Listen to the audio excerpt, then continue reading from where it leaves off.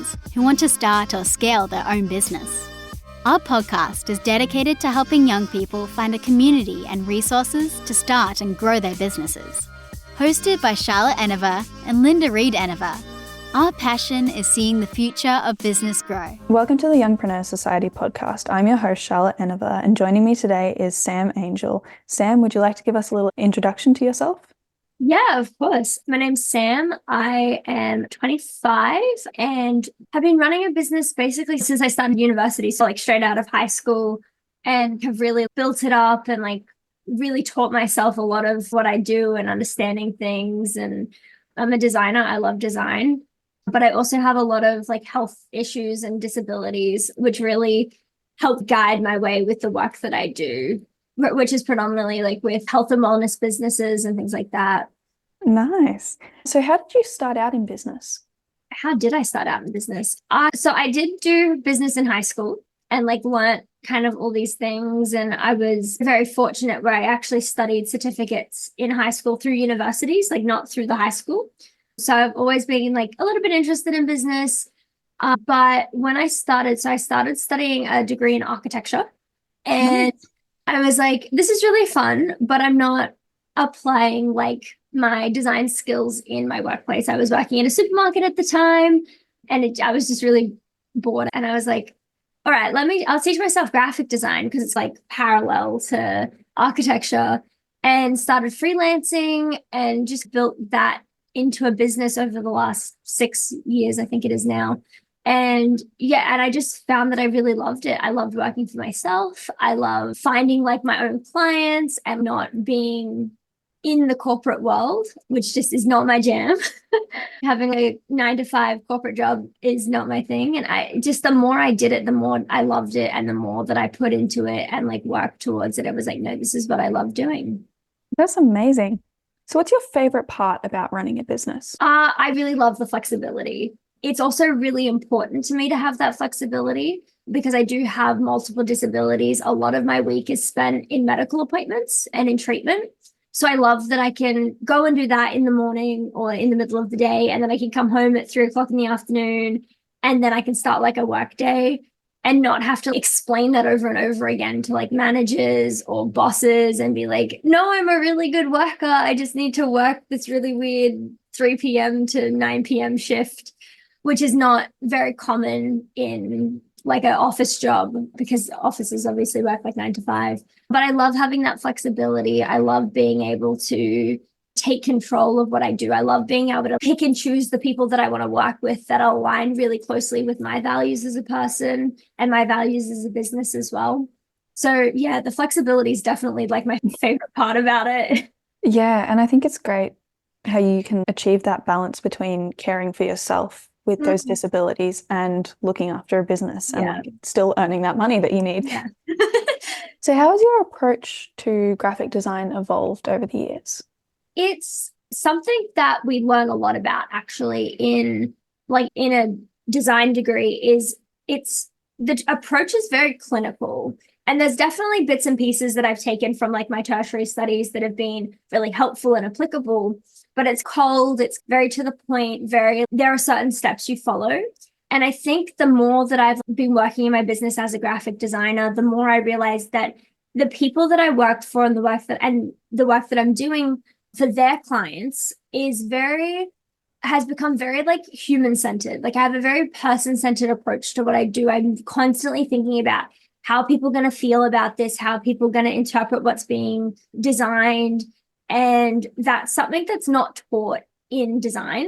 And it's something that I very much evolved over time. When I'm 18-year-old, fresh out of high school, I was very much, no, it's got to be to the book and you've got to follow a really specific design process. And I've realized in my years that you do a lot of jumping back and forth. You might do research at the beginning, but you'll come back after you've come up with concepts and go back to that and really change. And it's really, I hate to use the word again, but it's really flexible in the way that, because we are designing for people, and it's something that I'm really passionate about, is really changing that approach to be more about people and more how people feeling, how people interpreting this, how people going to react, both positively and negatively.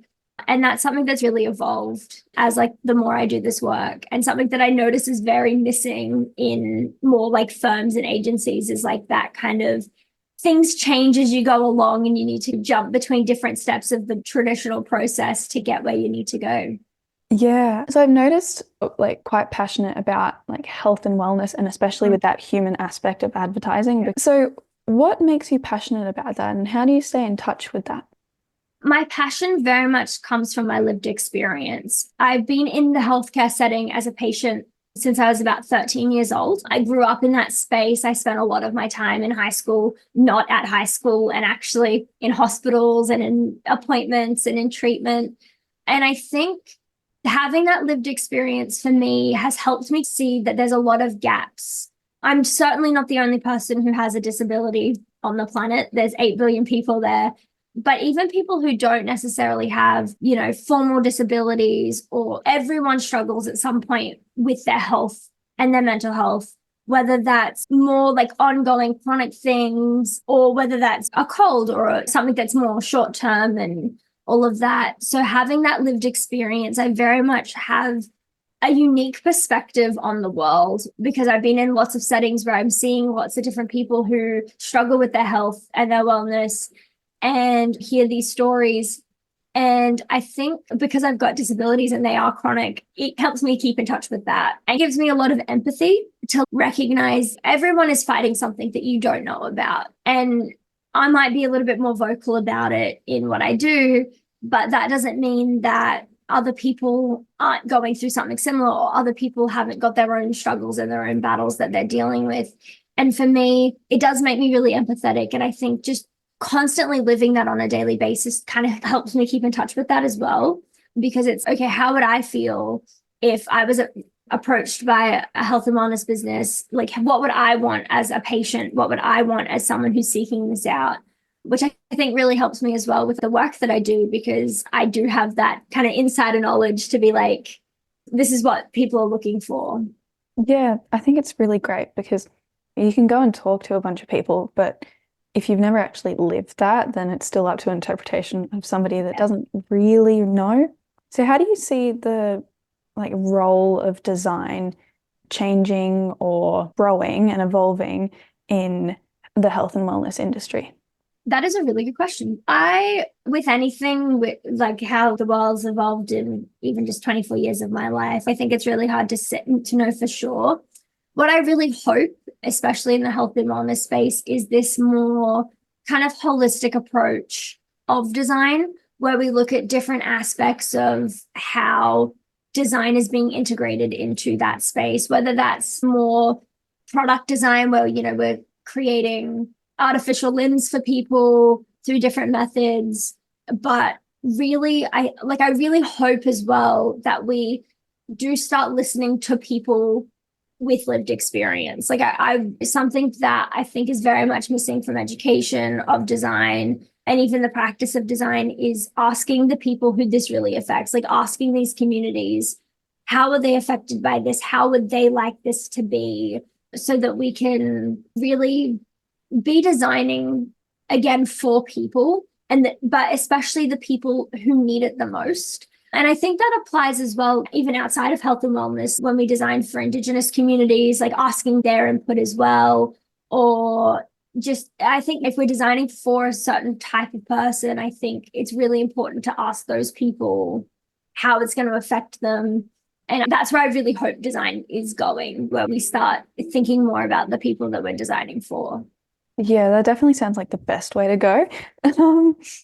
What are some challenges that you've faced as a business owner, and how did you overcome them? Running a business is not easy, even on a good day. I think at least for me, there's so many working parts, but I think the biggest challenge for me is really, how do I manage the business and how do I manage my health? How do I really get those two working together so that I can go and I can work and I can do the work for my clients? And it's something that I experience every day, because as everyone's health kind of fluctuates, so does mine. And I think something that I really work towards and something that's really helped with that is making sure that I do follow my treatment plans, but making sure that I go to my appointments and do all those things. But also, I think a really massive thing for me is this year I did hire an admin assistant, and having someone to do more of the back end stuff for me has been like a major game changer because I don't have to worry about making sure invoices are sent and things like that.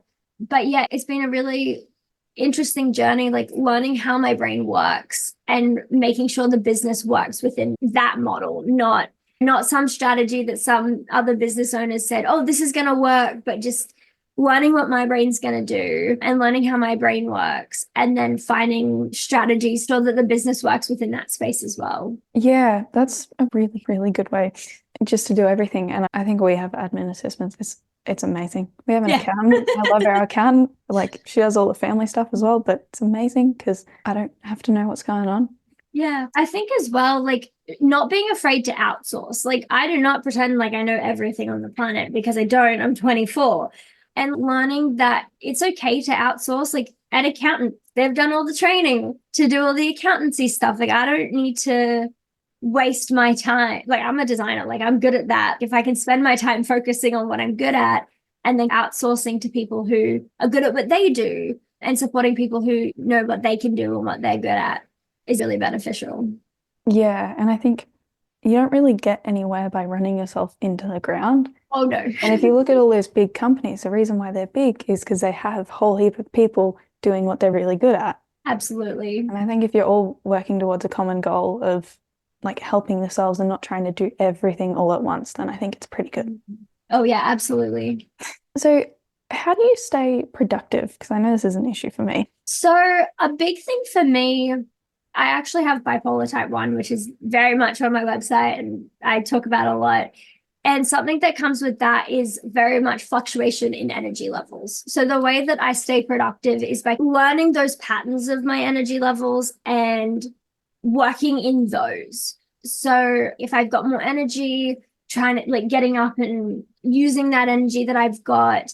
And then if I don't have that energy, not attempting not to, because I'm a human and I'm still learning, but attempting not to beat myself up if I need a break or something. There are other little strategies that I do, like I do journaling and I've got to-do lists and things like that, which do admittedly sometimes overwhelm me when I'm like, there's a lot on this to-do list and I've fallen behind. But there's like lots of little strategies that I've picked up over the years where it's, okay, this really works for me.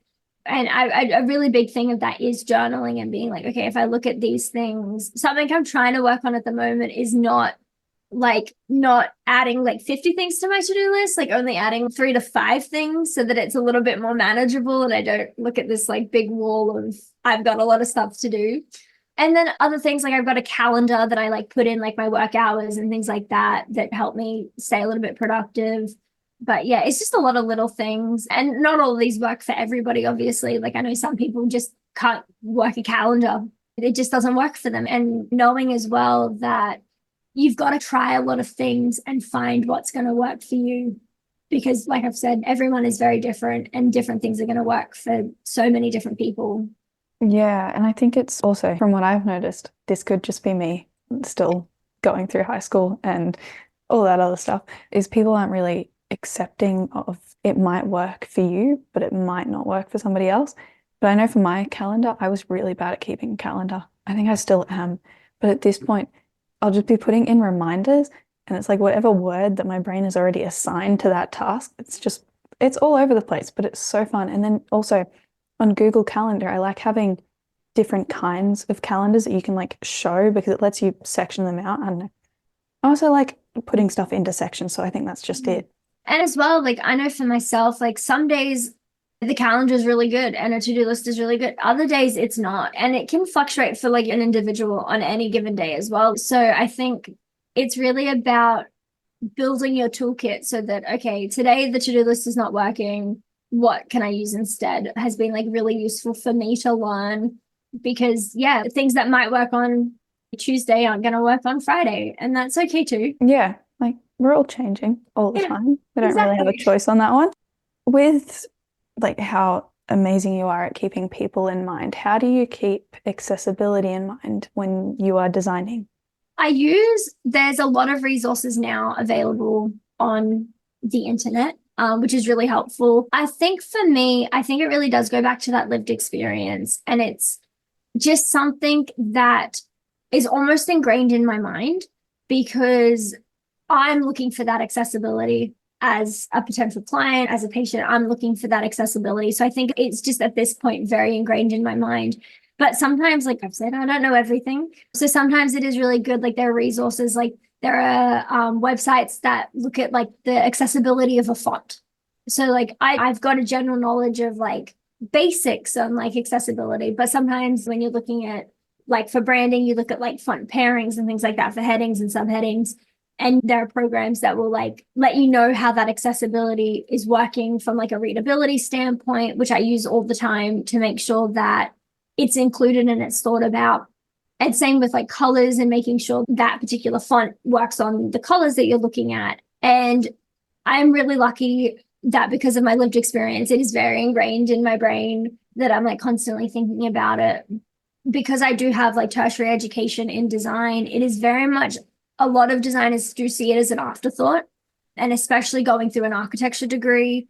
And I do use a mobility aid to get around when I'm out in public. And it's like the first thing I notice is you can so tell that accessibility was the last thing they thought of.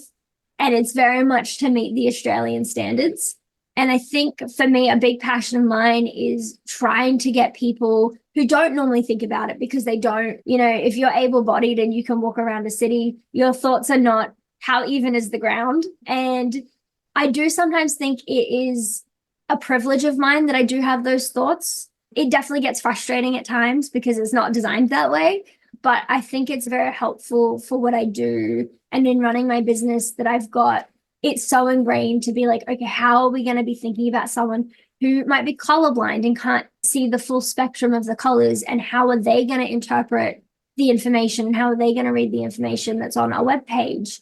And I've come across a lot of websites that have had, like, they say, oh, we're accessibility, or we're doing this thing for accessibility. And they've thought about little details that I'm just very lucky and very privileged that it goes through almost like a checklist in my brain, like constantly. And I do hope that we get to a point in design where we can be thinking more about these things, because it's very easy to forget. And it's not a fault at all.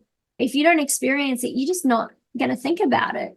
And that's okay. But it's really about trying to get that in the forefront of people's minds, that people are different and people are going to experience things in a very different way to how you or someone else might experience that.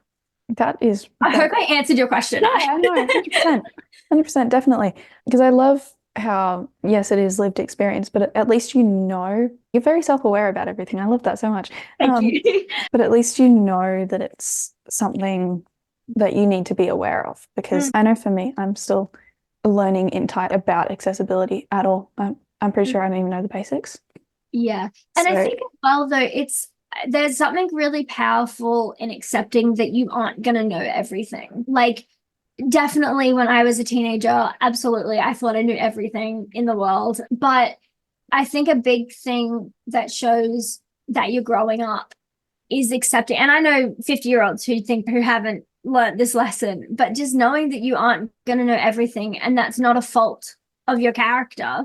And I think we're really lucky that in 2024, you can Google these things, or you can go and reach out and have a conversation with someone who does experience something, is really beneficial for us. And definitely something I wish everybody would learn, that we don't know everything and that it's okay to not know everything.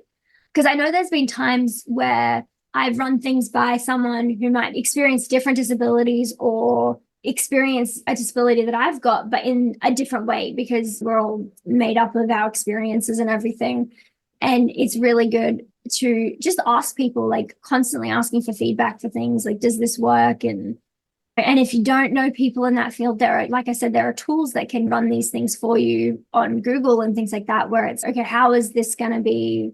And it's not perfect and you're going to make mistakes, but at least getting those kind of that foot in the door where you're at least trying. And I think that's the best that people can do, is just try. Yeah, because like I'm pretty sure Google doesn't even know everything because unfortunately, Google doesn't know our personal life experiences. No. Yeah, and I think unless you put it into a place where they can access it, it's hard. But also if you can, and if you ever do want to help, I feel like it's a good space to put it out there because I know that I'm trying to make everything accessible and I'm learning every day. The fonts in my logo are so hard to read. I can't even read them sometimes. Like, okay, this is fine.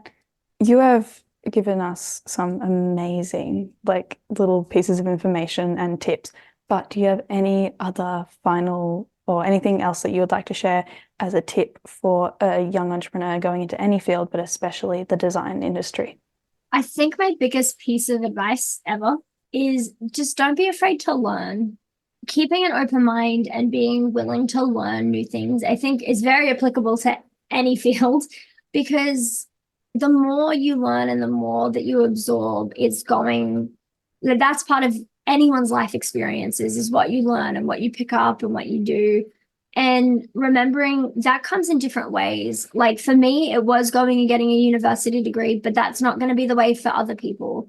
And whatever way that you're learning and picking up things, I think it's useful for one thing, just to be learning all the time.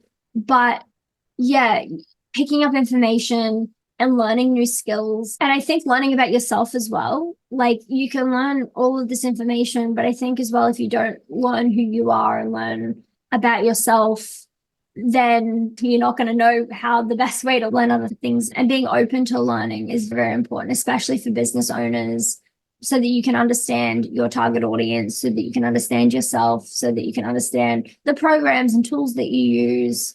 I think that would be my biggest piece of advice for young people. Thank you so much. No worries. Like, great. Thank you a million times again, because it's amazing. I would like to thank Sam Angell for joining me today on this episode of the Youngpreneur Society podcast. I'm sure our listeners have taken away a lot of information and a lot of tips and insights because you've just like pretty much laid it all out. It's amazing. I also want to thank our listeners for supporting the podcast and listening to this episode. You can learn more about Sam and her business at www.samangell.com. Thank you so much. No, it was my absolute pleasure. Yeah, and I hope everything goes well and Thank you. maybe I talk to you again. Yeah, maybe. See ya. See ya. Thank you for listening to the Youngpreneurs podcast. Like this episode? Remember to subscribe and leave us a review.